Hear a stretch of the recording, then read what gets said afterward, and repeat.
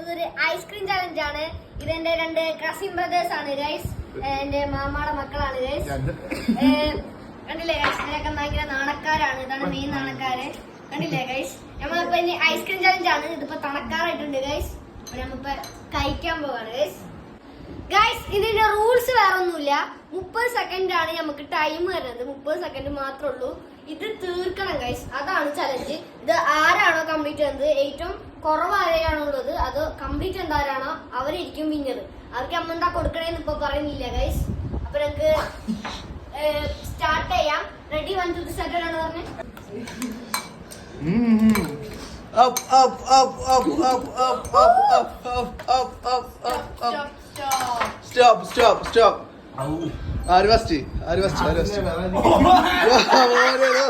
ഉള്ളു തീർത്ത് കേട്ടോ. അപ്പടി തവി ചേച്ചിരിക്കുന്നത്